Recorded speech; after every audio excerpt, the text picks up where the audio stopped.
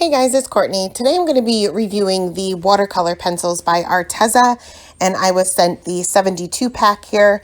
So I'm just taking this out of the packaging. I have not used these at all yet. You can see all of the colors are listed on the back, and they do come in a storage tin, which apparently I didn't know how to open. The lid is actually attached, which makes storage a little bit easier. You'll never lose that top. They do come in individual storage trays here that they're kind of color coordinated at this point, but I'm going to switch those around to make my life a little bit easier for when I use these. So I am going to start swatching these out, and I ended up swatching these completely different once I stopped the recording because I wanted all of my colors to be together. Right now they're kind of spread out. Browns are in, they have a few browns in each tray, a few reds in each tray. So I ended up redoing my swatch or my color chart here, but I just wanted to kind of show you how these blend together.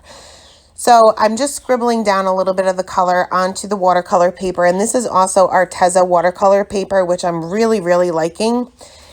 And I'm going in with fairly light pressure, and then I'm taking a water brush to kind of just move that pigment around. You can see they blend really nicely. The pencils themselves are shaped like, I guess it would be an octagon. So it makes it a little bit easier to have all of them scattered on your desk, which I normally do. That way they're not rolling all over the place. You don't lose any. The storage trays that they're in, I found that it was a little bit hard to get the pencils in and out of there, but these are brand new. They've never been sharpened. So I think after a couple of uses and they've been sharpened a couple of times, the pencils will obviously not be quite as long, and it might be a little bit easier to get them in and out of the tray. But otherwise, I love the fact that I have a storage solution right away. I don't have to search for something else to store these in. So once my swatching was done, you can see that we have a whole lot of colors here. I swatched everything out except for the grays, and that was because I ran out of room. But you can see you have a huge variety here. So next I'm going to do a little bit of a comparison here. I brought out some of the watercolor pencils that I have in my stash. I have the Prima, and I have just a few of the Inktense pencils by Derwent.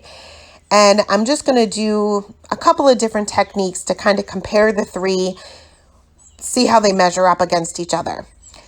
So I am starting off, I tried my best to pick colors that closely matched each other to kind of get an equal comparison. So I'm just going to start with a very simple blend. I'm going to plop down some color and blend it out with a paintbrush. I brought back out my paintbrush instead of the water brush just because I feel more comfortable using a paintbrush than a water brush. I have a hard time controlling the amount of water that comes out of a water brush, but that's totally up to you guys. So I'm going in with a light hand, light pressure, scribbling down, and I just go in circular motions. I find that to be best. Going in with that damp paintbrush and blending those areas out. You do have to go over the area that you scribbled down a couple of times, regardless of what pencil you're using, to get rid of those scribble lines that you had put down and get those to blend across the paper. I found that with all three. So very similar. They blend very similar. So next I'm going to bring in two different colors. I brought in a blue and a green. I'm going to kind of separate them and leave a little bit of white space in between the two.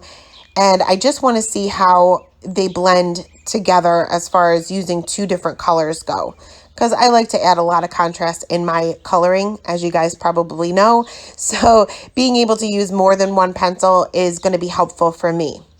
So again, just leaving a little bit of white space there, going in with my damp paintbrush, going over those little scribble areas a couple of times, and then blending those two colors together. You can kind of see, I know these colors aren't an exact match of one another, but you can kind of see that I did get very similar results with all three of the pencils. They blended really nicely together, kind of get a gradient there with all three of them. Next, I'm going to test adding a little bit of pressure and a lot of pressure with the pencil. So I'm going to go in with a really light hand, and then I'm going to press really hard on that paper with all three, and then do the same thing. Just going to take that paintbrush and try to blend that out a little bit. The main purpose of this is sometimes I've used watercolor pencils before where you can see those scribble lines underneath no matter how hard you try to blend them out. So I wanted to kind of test to see if that would be the case with these. And I didn't go in a circular motion this time. I just went in with straight lines. And I got very interesting results. So for the Artezas, I could see a couple of my scribble lines through the one with the very light pressure, believe it or not. And for the Prima, I could see my scribble lines through both. And for the Inktense, I could see my scribble lines through just the one that I applied a lot of pressure to, which I kind of expected. So I don't know whether maybe my pencil was a little too sharp.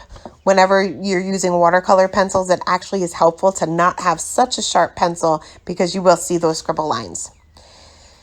So last, I am dipping the tip of the pencil into the water. I know that you can use this technique for watercoloring with these watercolor pencils. So again, with all three, just brought back out that green. Had to dip it in the water twice each time just because you kind of lose the water pretty quickly with the pencils. And then tried to blend that out with that paintbrush again.